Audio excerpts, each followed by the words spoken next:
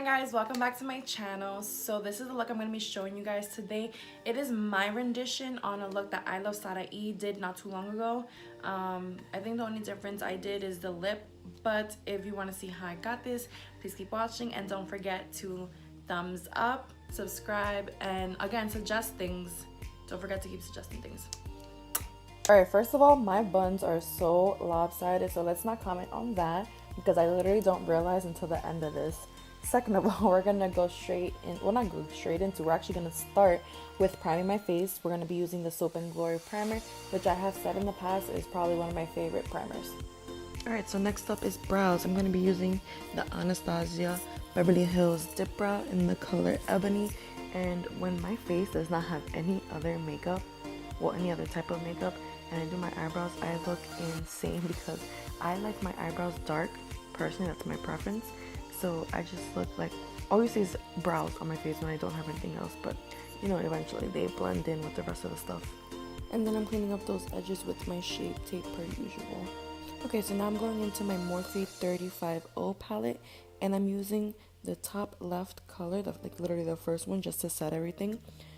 And can I mention that I really hate that Morphe does not have names for their colors? Like, it's so much harder to explain what I'm using when I have to be like, oh, the one in this row in this column, like what?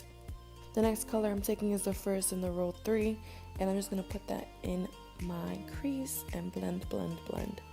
Now I'm gonna go in with the second color on the last row, and I'm just gonna smoke out my V, my outer V, and then after you're gonna see me take the brush that I used previously and then blend everything in together so that it's a gradient and not just like two separate colors.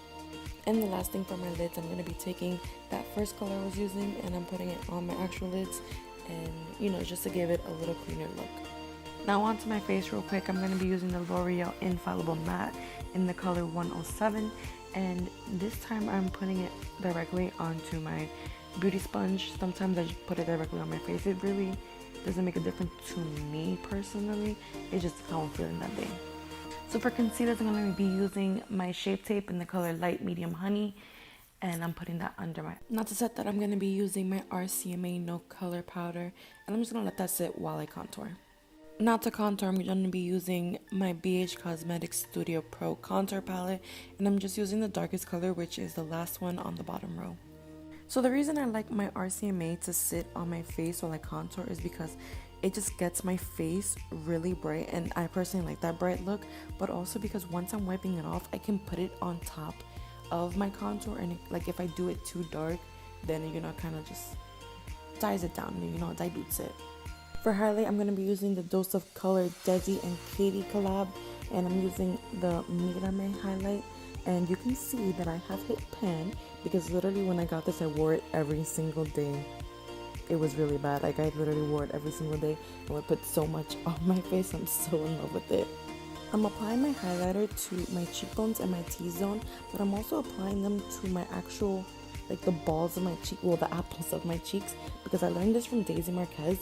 In order to take a picture face forward, sometimes you don't see your highlight, but if you add them to your the apples of your cheeks, you will always see your highlight no matter what angle you take your picture.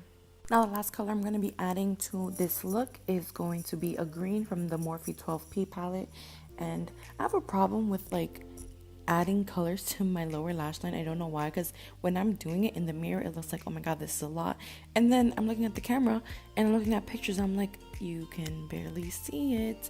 So maybe I just have to like keep putting more on and like smoke it out more. I just got comfortable with the fact that it comes down so low, because yeah, like it doesn't look like anything, but whatever.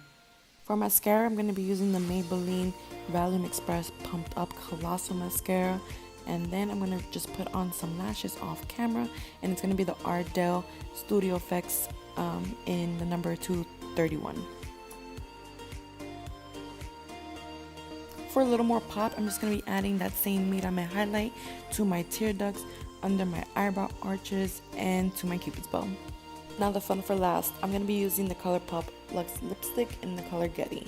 Now, you don't have to pair this look with this color. Obviously, this is a color that's really hard to work with. This is just what I had in mind. You can definitely put a nude lip with this and it'll still look really good. Like I said in the beginning, I'm pretty sure that's what I Love Sada E did, but I had this idea and I wanted to see how it worked, and it worked in my favor. But yeah, you can use a nude lip. This is only the second ColourPop lipstick I have, and honestly I might have to get more because honestly, first of all, who can beat ColourPop prices? Like, honestly, nobody can, and they have good quality stuff. Like, this lipstick is so creamy and I love how it feels on my lips, and the colors are beautiful, so I definitely need to get more of those. And that's the look. I hope you guys really enjoyed this fun look. If you want to see something like this again, let me know. If you want to see something completely different, again, I'm always open to suggestions, and I hope to see you guys next time. Don't forget to subscribe, like, and comment.